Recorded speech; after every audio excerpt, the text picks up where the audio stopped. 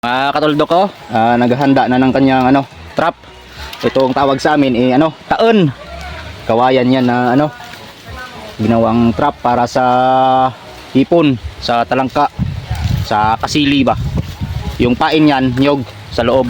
Ayan o. Tingnan natin itong ginagawa niya o. Yan, ganyan siya magpain o. Lagay nilang yan dyan. Yan yung pain. Niyog. Pasok sa loob.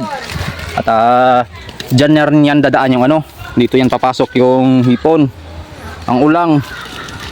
Tapos hindi na yan makakalabas dahil sa matulis yan, yung kawayan yan. Garaw ba? Mayroong tulis. Tapos dito naman yan binubuksan para tanggalin ang huli na ulang. Yan. Tatanggalin lang itong tali at ito'y ipihitin lang konti. Ito'y magbubukas na. Yan. Napakaganda ng ganitong klaseng trap. Kaso nga lang kapag ito'y mababad na sa tubig, medyo may kabigatan ito, lalo na kapag marami yung ganito mo. Pero sigurado ang pang-ulam yan. So yun na siya mga katoldo ko, dala na niya yung kanyang trap. Sundan natin, tingnan natin yung diskarte niya kung paano siya maglatag. So dito ilog na yan yan, mahaba-habang ilog pa ito hanggang dun sa taas. So doon siya maglalatag sa taas banda. At yung dala niyang trap pala ay 10 piraso. Ayan Nung mga nakaraan, nung ako'y naglalatag ng trap, dito rin ako nakapaglatag. Ayan. So medyo mababaw na yung tubig dahil sa mainit na ang panahon. So kahapon dito siya naglatag, dito sa sa ilog na to, dito banda. So sa ngayon, dun pa siya, pupunta sa taas. Sundan lang natin para makita natin kung paano siya maglatag ng kanyang trap. Dito kahit malayo okay lang dahil sa mababawi mo naman yung pagod. Ayan yung pinaglatagan niya kahapon Yan yung mga ginawa niyang takip. At doon pa tayo sa taas. Ayun, magsisimula na siyang maglatag ganyan lang yan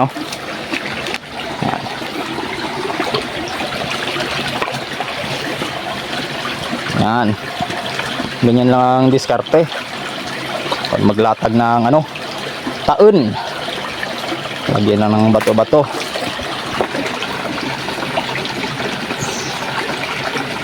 Okay na yan. So ulit, lipat tayo sa kabila at lalatag ulit.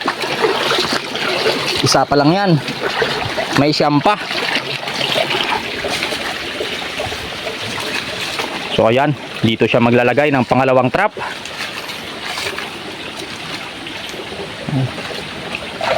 Ganyan lang yan kahit mababaw lang ipapasukan yan. Importante yung tubig makaabot sa sa pinakabunganga ng trap. Yan, pag masyadong mababaw hukay-hukayin lang nang maabot ng tubig yung pinakagaraw niya. Yan yan.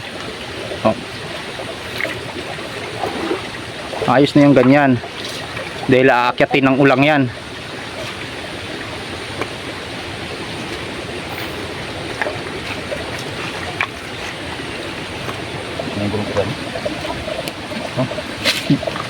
Tapos lagyan lang ng takip. Ayan para kapag sa umaga hindi sila makalabas agad dahil madilim yan dyan sa loob. So, tara, hanap tayo ng pangatlong paglalatagan ng maganda-gandang area.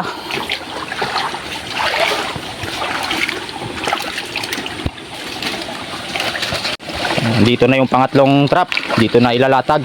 So hindi naman yan ganun kalayo, kahit ganyan lang ayun yung isa yan. Tapos dito may medyo malalim dito, may mga bato-bato. Magandang pagpepwestuhan ng mga ulang yan dyan. Kaya dito ganda sa taas nilagyan niya ng trap.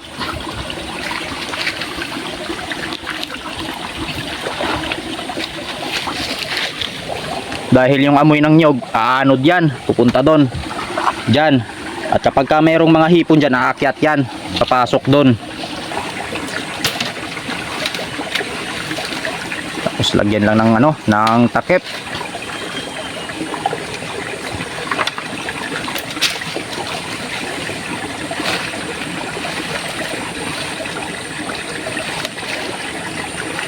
Ayun, oh, ayos na. Bukas may ulang na yan.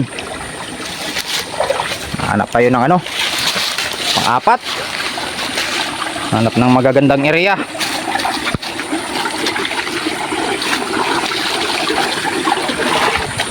So dito na sa pang-apat na trap. Dito na ano, dito niya ilalatag. So 6 na lang yung trap na natira. Ayan. At dito yung maganda-gandang paglatagan. Siguradong merong ulang dito. Bukas ng umaga, sasama tayo sa pagpandaw niya mga katuldok. At makita natin kung ano, mayroon tayong dalang pang-ulam pa uwi. Dito na yung pang-5. Mayroon pang ano dito, suso. Ano? Banag. Yun. Pasok natin dun sa loob. Tulbol na gano'n. Pandanggot la. Bago lang, may huli na. Hindi pa tapos sa paglatag, may huli na. Hanapan natin ng mapaglatagan yung pang-6.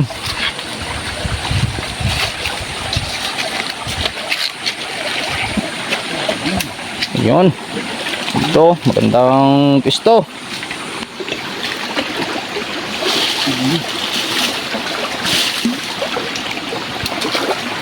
So yan na yung pang-6 na trap.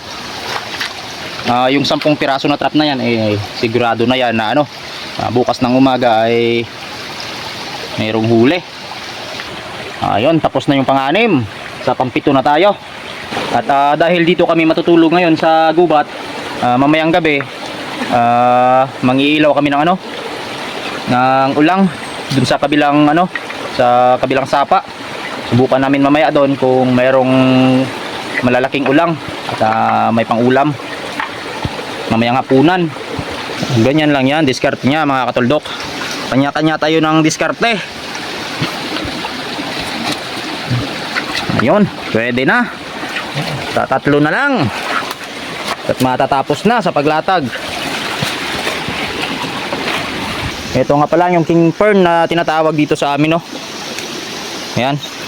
At ito'y lumalaki, parang niyog. At ang presyo nito ay milyon-milyon. Ginagawang pangtakip sa ano to, sa taon, sa trap, yan, oh. Ito'y lumalaki, maganda ito pang display sa bahay. Sa bahay ng mga mayayaman. Sa bahay ng buhaya ba? Ayos na yung pang-8. Ang 2 na lang. Dito tayo banda sa taas. At dito'y ano pa, maganda-ganda pa ano, yung tubig. Dahil kapag dire-diretso na yung init ng panahon, bumababaw na yung dito. Ayun, oh.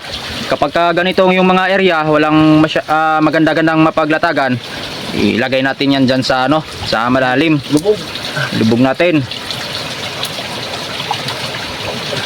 Dahil ano na dito, bato-bato. You know? Kalaki ng mga bato dito. Hanggang doon yan sa taas. Bato-bato. Bato.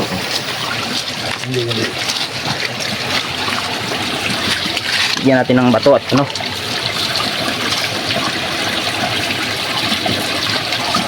Lagyan lang ng mga bato-bato para hindi siya ano, umangat.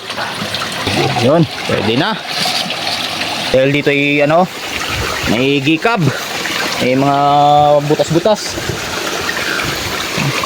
Dito na ilalatag yung pang 10 na trap. At doon sa taas, puro ano na dyan, kabatuhan. Mahirap na maghanap ng ano dyan, na mapaglalatagan dahil sa lumiliit na yung ano, yung sapa dahil sa mga bato. Malalaki kasi mga bato dyan.